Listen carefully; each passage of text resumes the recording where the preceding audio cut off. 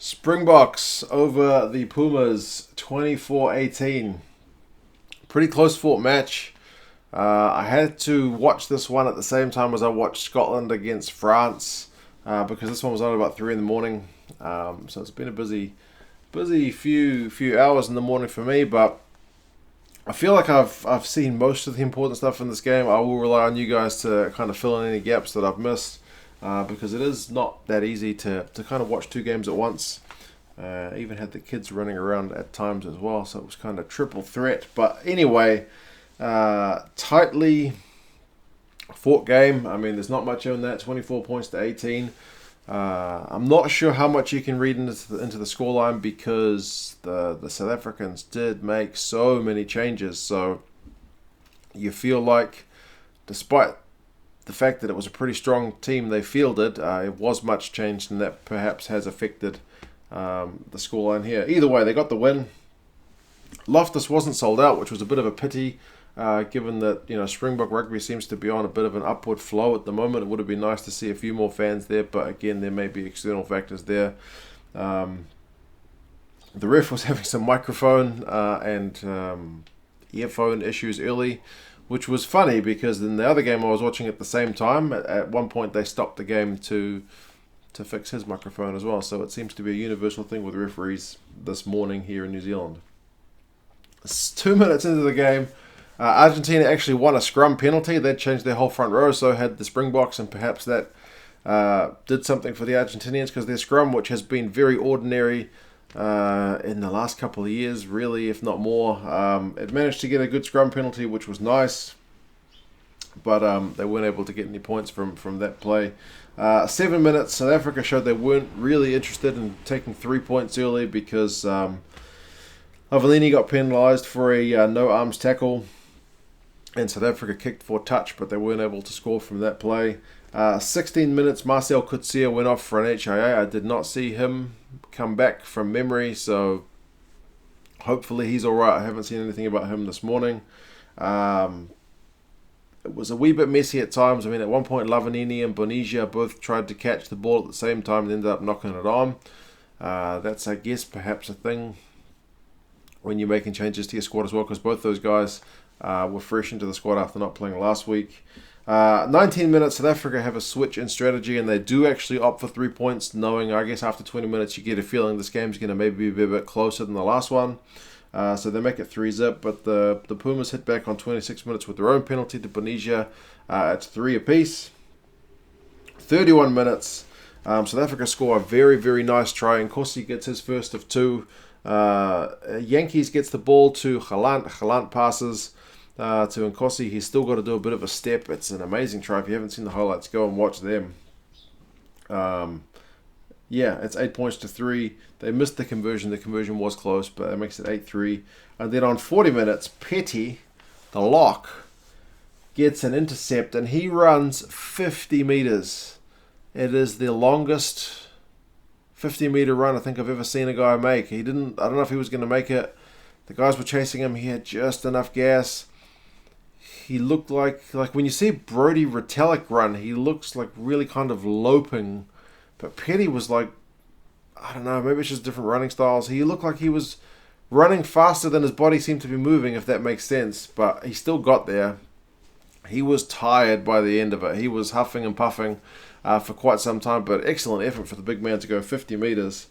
They kick the conversion, and that puts them in the lead at halftime, 10 points to 8. So lead to the Pumas there.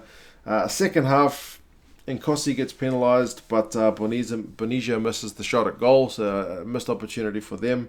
44 minutes, Cancellieri gets a try, but it is TMO'd because there's a knock-on. Kremer had the little break, but they probably should have scored. I thought maybe Kremer should have passed the ball a bit early.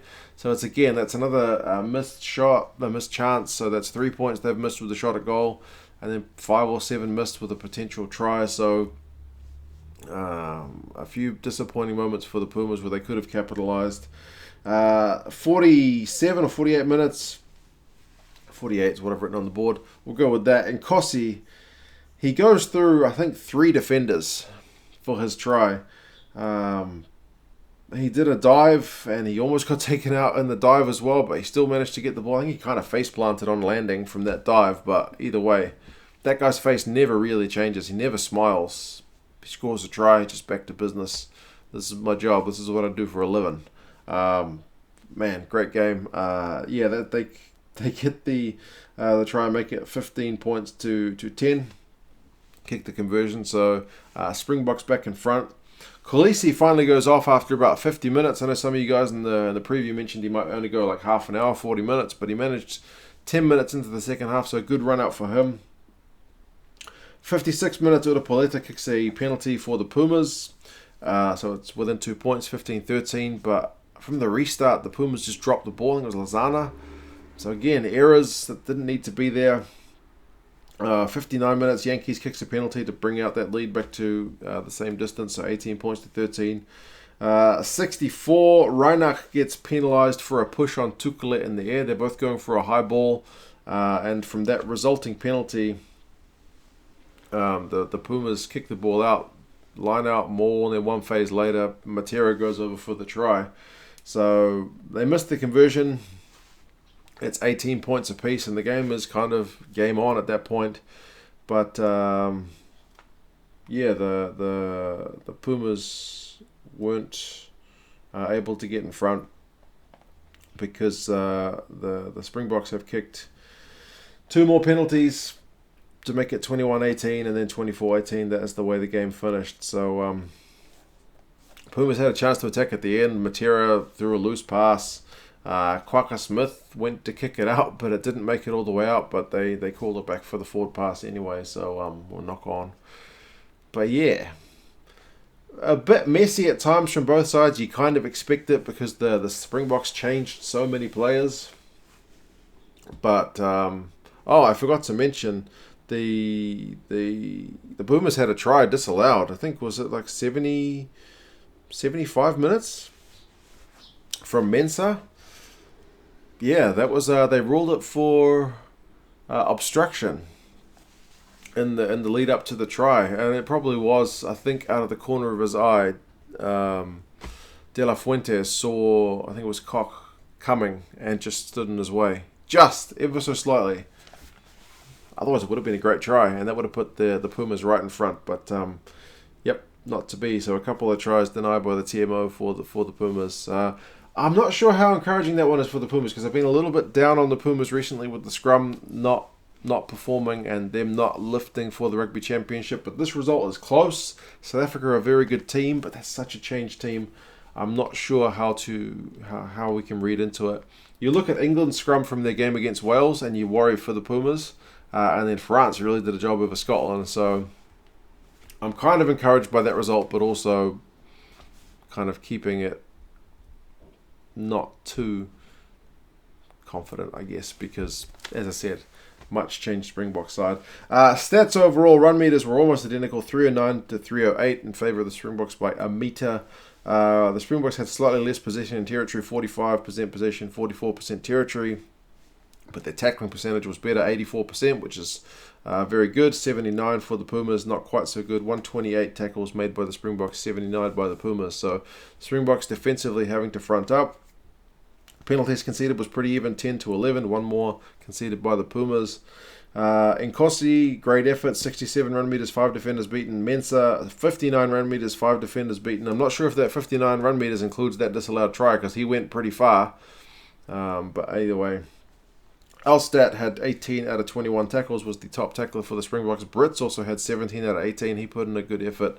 Montoya had 10 from 11 for the Pumas, so the hookers doing a lot of tackling in this game. But it is a funny game. It's hard to read a whole lot into it, other than that the South African depth guys got a run.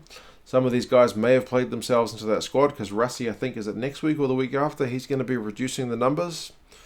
So it was probably last chance for some of these guys to impress. We'll see who's done enough, I guess, in the coming weeks. For the Pumas, as I said, it's a hard one to measure, but they didn't lose by that much, but they probably had the chances to win it, if not for their own mistakes. But they're in a tough pool. Maybe a tough game was what they needed. We will see. You guys let me know your thoughts on this game. And yeah, I'll talk to you again soon. See you later.